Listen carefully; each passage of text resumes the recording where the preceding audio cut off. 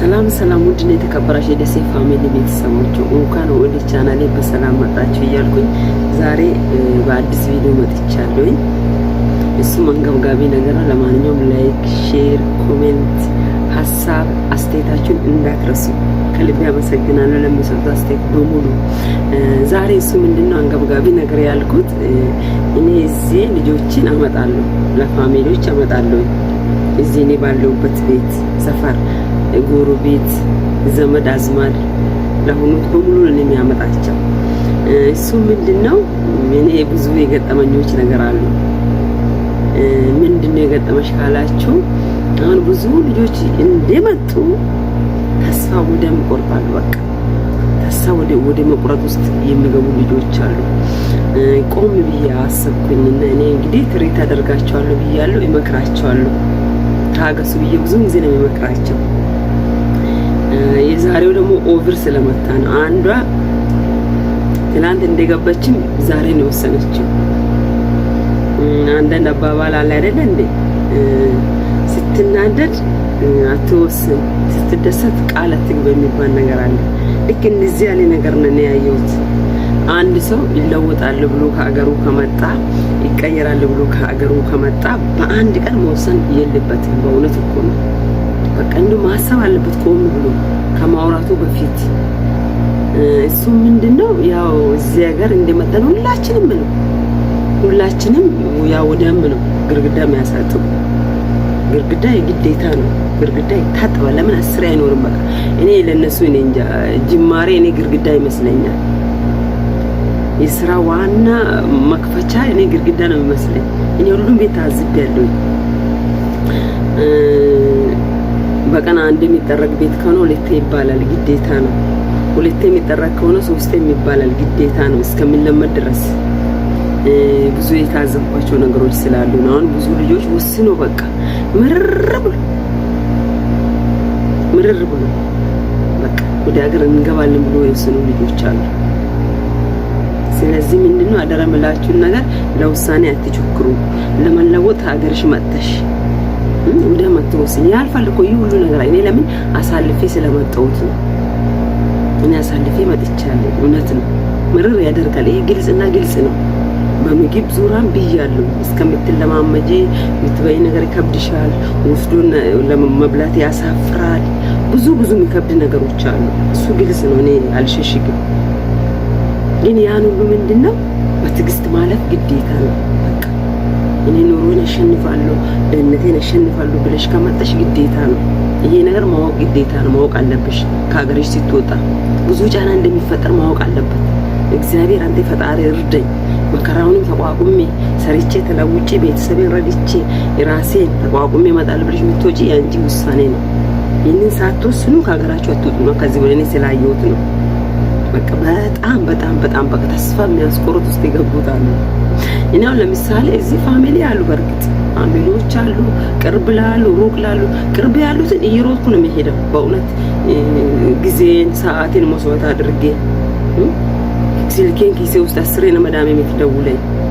በቃ ዛሬ እንዴት ዋለች፣ ዛሬ ምን ሰራች፣ ዛሬ ምን ገጠማት፣ ዛሬ በለሽ ወጣጣሽ ወይ የሚልበትን ኃላፊነት ወስጄ ነው እያመጣዋለሁት። እንደመጣሁኝ ከትቼ ዞር አልልም። እንደ ልጅቷ እንደኔ የለመደች ነው የመጣይ ግዴታዬ ነው። ያ ነገር አደርጋለሁ። ግን እንደዚህ ማትደረጉ ልጆች አላችሁ።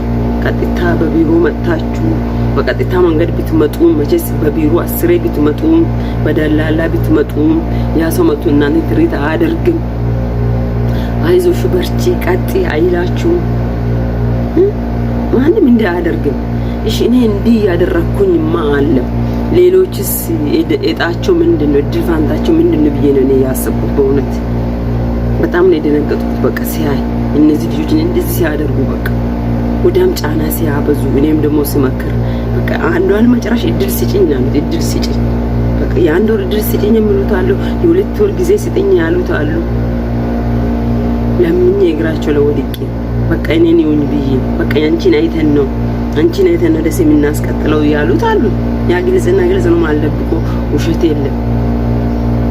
እሺውን እነዚህ ልጆች ይሄን ሁሉ ብር አወጡ ለፍቶ ሁሉ ነገራቸውን ከስሮ መጥቶ እንደገና ምንም ሳይለወጡ አንድ አመት እንኳን ሳይሰሩ ወደ ሀገር ሲገቡ እንዴት ነው እንዴት አይከብድም? እንዴት አያሳዝንም? ቤተሰብስ አያዝንም? ልጄ ትለወጣለች ብሎ የላከው ሰው በጣም ከባድ ነገር ነው። ስለዚህ ምንድነው ለውሳኔ አትሩጡ። በቃ ይሄንም ቶሎ አትወስኑ ለውሳኔ። ቻሉበት። ያለ